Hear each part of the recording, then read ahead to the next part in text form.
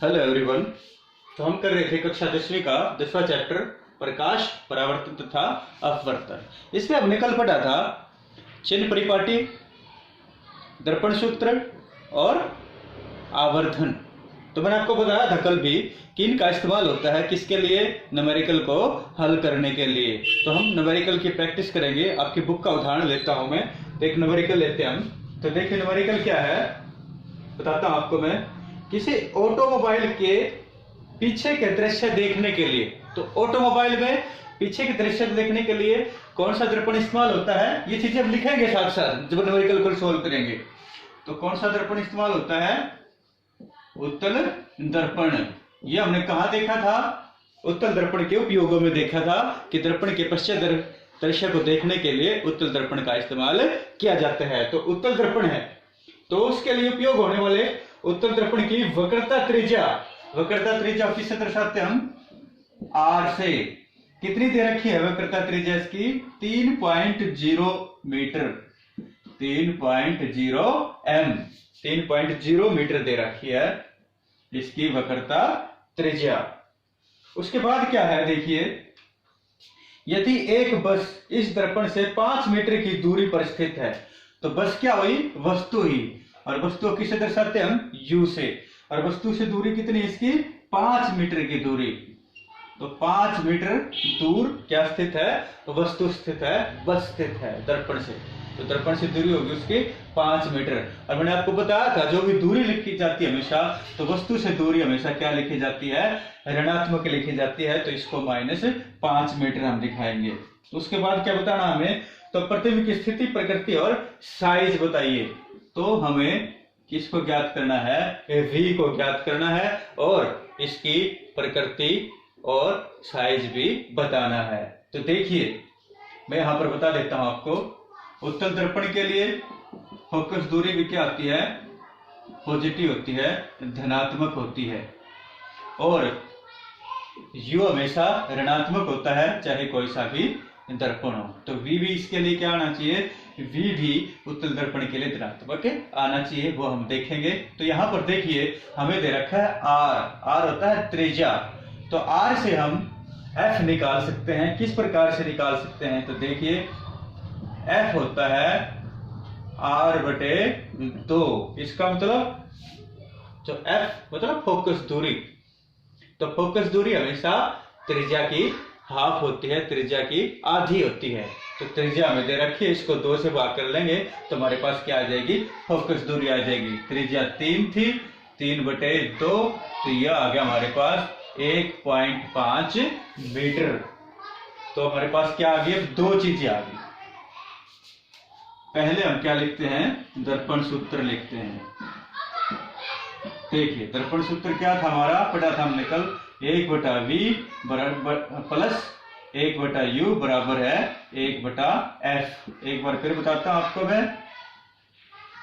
v प्रतिबिंब की दूरी, u वस्तु की दूरी और f दर्पण की फोकस दूरी। तो यहां पर देखिए f आ गया हमारे पास और u आ गया। हमें क्या निकालना है, v निकालना है। तो सूत्र में इन चीजों को उपयोग करेंगे। तो दर्पण सूत्र में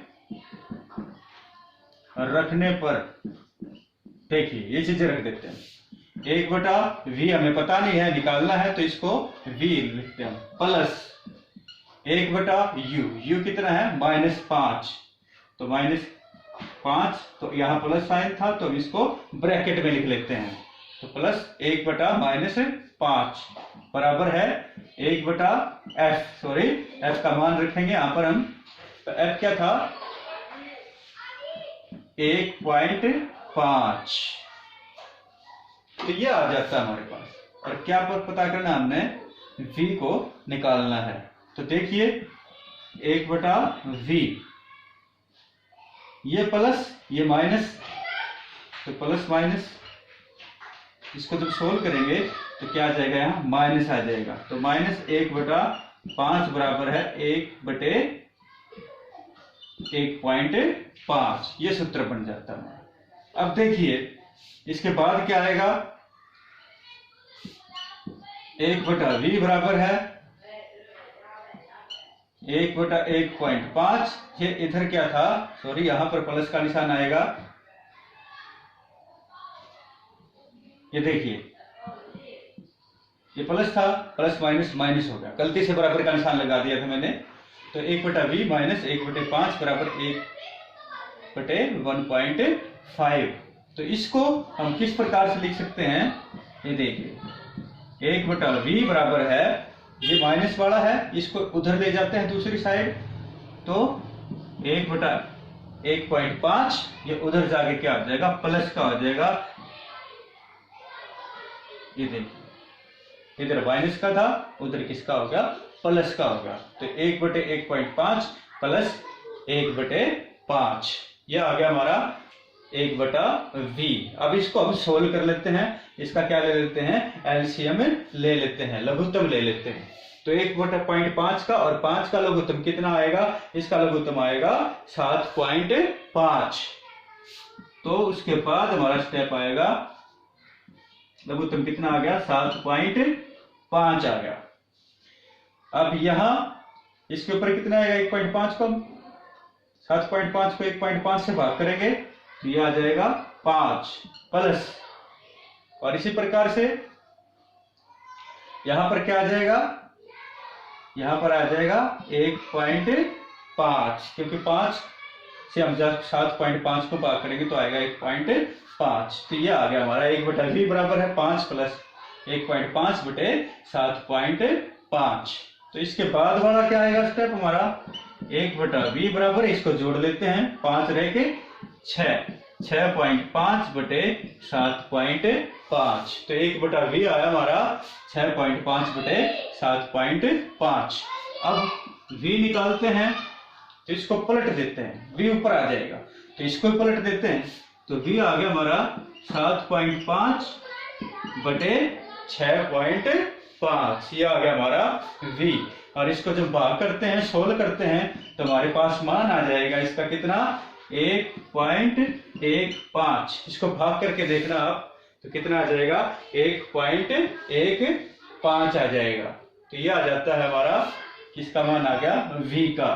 तो देखिए v आ गया 1.15 मीटर।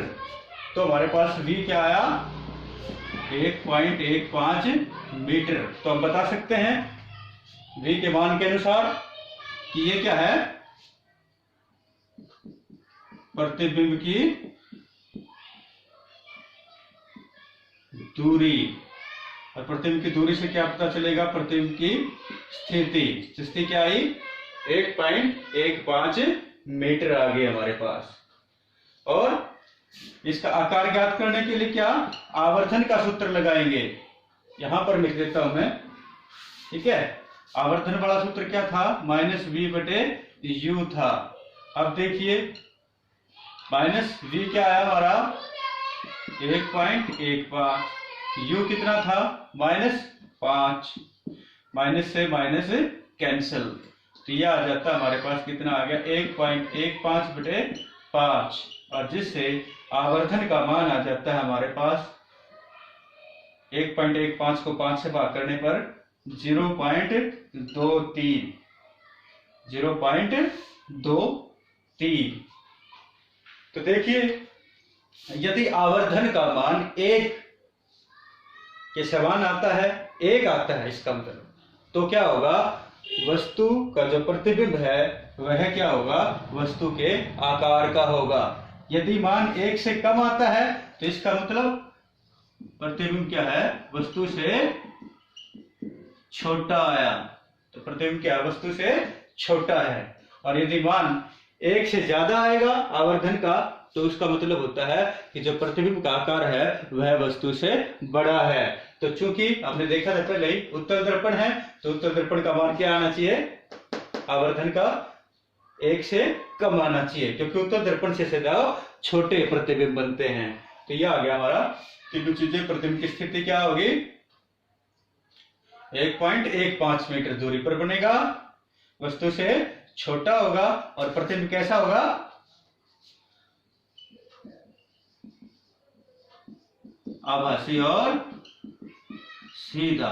कैसा प्रतिबिंब बनेगा, आभासी और सीधा प्रतिबिंब बनेगा। तो इस प्रकार से हम न्यूमेरिकल को सोल्व करेंगे। तो देखिए हमें बता रखा था न्यूमेरिकल में क्या कि उत्तल दर्पण है जो किसी वाहन के पश्चिम दृश्य के लिए इस्तेमाल किया गया है, उसकी त्रिज्या दे रखी थी, त्रिज्या r 3 मीटर थी। तो हमने उसकी फोकस दूरी निकाल ली। फोकस दूरी कैसे निकालेंगे? त्रिज्या से, त्रिज्या को 2 से भाग कर देंगे, क्योंकि जो फोकस दूरी होती है वो त्रिज्या की हाफ होती है, त्रिज्या की आधी होती है। तो हमारे पास क्या आ गई? दर्पण की फोकस दूरी आ गई। और मैंने आपको बताया था उत्तल दर्पण की फोकस दूरी क्या आती है? धनात्मक। तो इसको हमने धनात्मक लिया। वस्तु कितनी दूर थी बस दर्पण से? 5 मीटर। और वस्तु की दूरी हमेशा क्या ली जाती है? ऋणात्मक ली जाती है। तो इसको लिया हमने -5। हमें क्या निकालना था? v निकालना है और प्रतिबिंब की आकार, प्रकार और प्रकृति बतानी है। तो दर्पण सूत्र इस्तेमाल किया हमने, 1/v + 1/u = 1/f। तो हमारे पास दो चीजों के मान थे, u के और f के। इनका मान हमने इसके अंदर रख लिया। तो 1/v + u क्या था? -5, तो 1/-5। और f क्या था? 1.5, तो 1/1.5। यहां देखिए प्लस और माइनस, जब इस तरह की स्थिति आती है प्लस और माइनस हो तो माइनस हो जाता है। तो 1/v - 1/5 = 1/1.5 हो गया हमारा। अब देखिए क्या करते हैं, ये माइनस वाला है इधर, अभी v का मान निकालना है, तो v को हम इधर रखेंगे और इसको उधर ले जाएंगे। ये माइनस का था, उधर जाके क्या हो जाएगा? प्लस का हो जाएगा। तो 1/v = 1/1.5 + 1/5। तो ये आ गया। क्या किया हमने? एलसीएम लिया, लघुत्तम लिया जो 7.5 था और इसको सोल्व कर लिया। तो 1/v आ जाता है हमारे पास 6.5/7.5।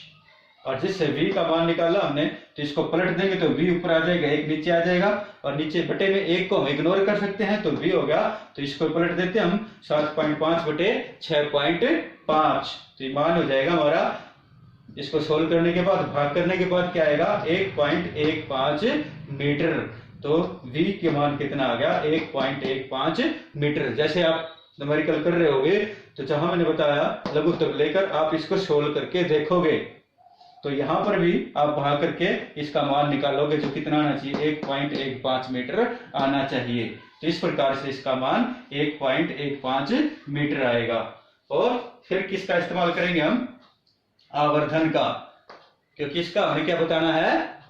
आकार भी बताना है। तो आवर्धन का सूत्र क्या था दर्पण के लिए? -v/u।